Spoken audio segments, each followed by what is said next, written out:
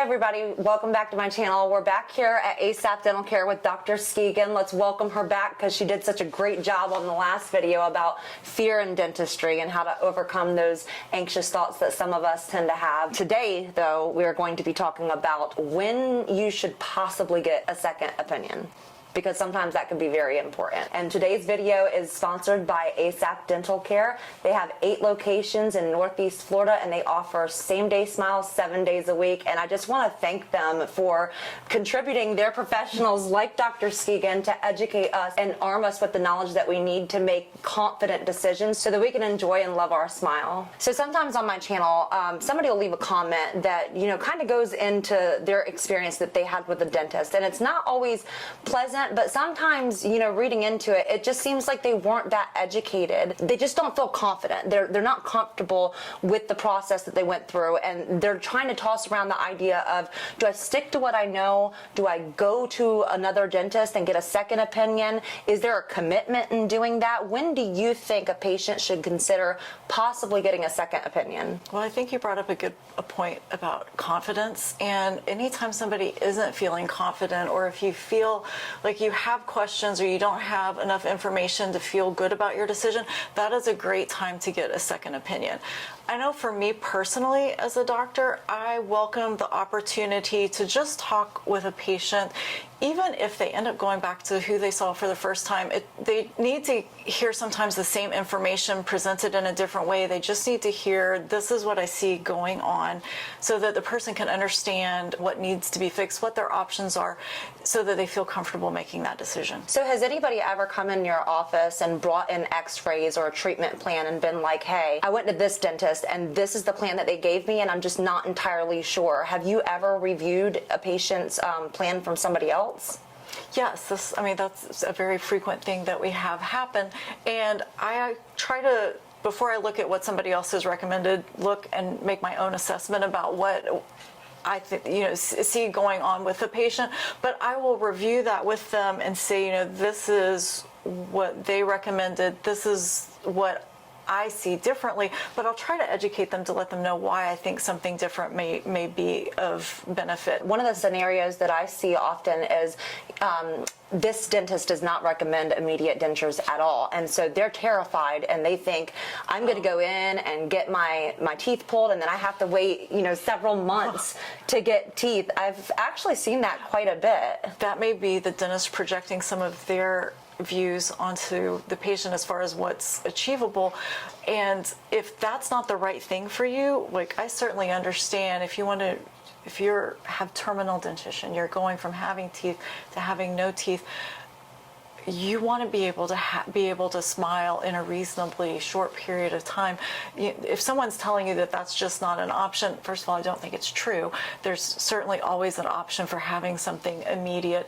You just need to understand what that process is of going from having natural teeth to having a denture and getting used to it, so that you know what to expect. But I think that saying that there's not any option for having an immediate denture isn't a good choice, and that would be a great time to get a second opinion. Right. And I think that one thing that people should probably understand is that, you know, for me, before doing YouTube, before being educated and speaking to a variety of professionals that have different ways of doing things, I thought that dentistry was an exact science.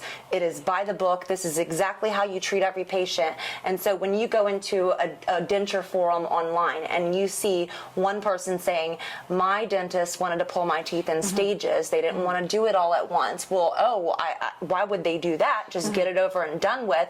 And we, lacking the education that we need to understand why those things are the way that they are, we assume the worst. Like, our mind goes to the worst place and we're like, somebody's not telling the truth.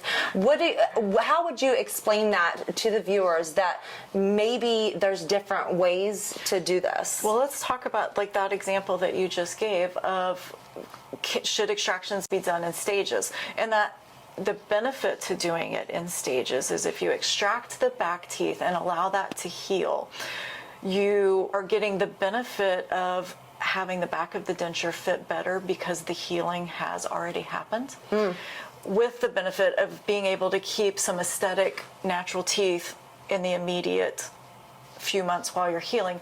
Then when the immediate denture is made and put in, you take out the front teeth. That is probably the ideal situation for allowing healing and having the best aesthetics.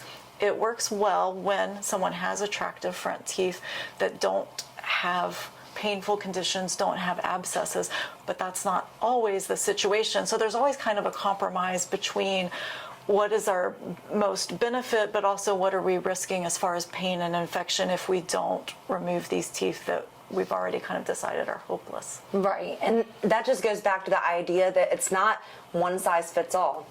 Everybody's case is different. Everybody's going to require a different treatment plan. And so, speaking of treatment plan, when you're reviewing it and you do go get that second opinion, what are some things that would help sway your decision, and what are some things that you should maybe pay attention to? I think that if you're seeking that second opinion, you probably already have some questions. So it would be great to, first of all, make a list before you go for your second opinion.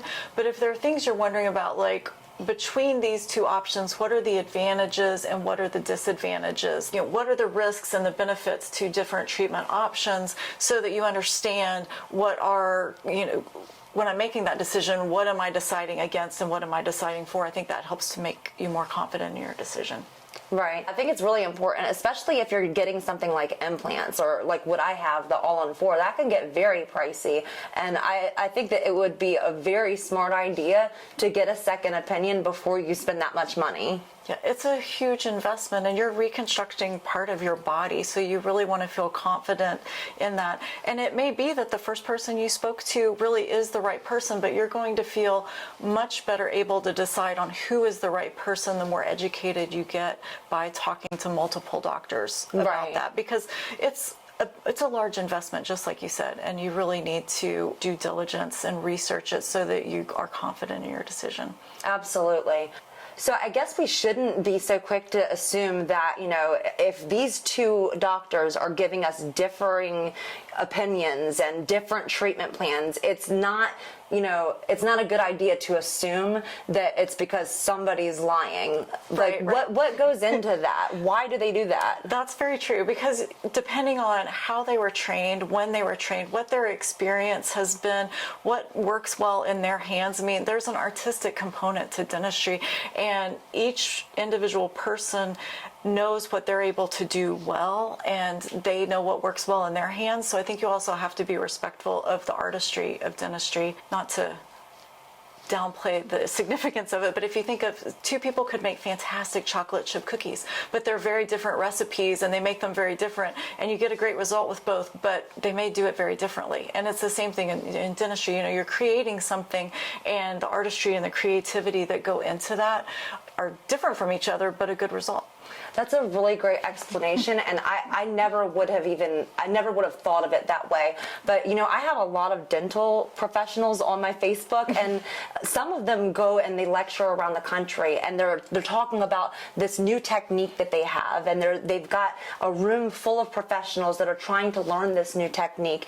And that goes back to your point that, you know, even not just what they did in dental school, they have to go through ongoing training, and sometimes that looks totally different, achieving pretty similar results. You know what I mean? Yeah. So and that technology is always changing too. So new things are becoming available, and we don't all learn that information at the same time. So somebody may have had training in a new technique that's available and be able to offer something that someone else isn't comfortable doing. But you also have to be aware that somebody may be trying something new and it's not entirely tested. So you want to ask questions about how many of these cases has the person done, if they have any examples or photos of patients that have had procedures done, and look at photos and see what those look like. Right.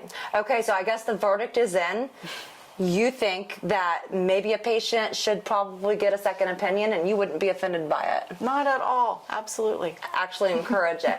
Okay, so I think that she helped explain a lot of things, especially the fact that, you know, different dentists will have different techniques on doing things, and it doesn't necessarily mean that one is wrong and the other is right and you're stuck in the middle trying to figure it out. It just means that, you know, they have different backgrounds and different ways of doing things, and that makes me feel a lot more comfortable people, so I'm not gonna just, judge you guys if I don't get the answer that I was expecting to hear. All right, well, that wraps it up for today's video. Thank you so much for joining us again and kind of like breaking things down in a way that's easy for us to understand, because it can be a little bit overwhelming sometimes. Make sure you check out ASAP Dental Care's link in the description box below, and all of my social links are down there as well. Subscribe to my channel, like it if you found the video useful, and I will see you guys again next week, and y'all take care.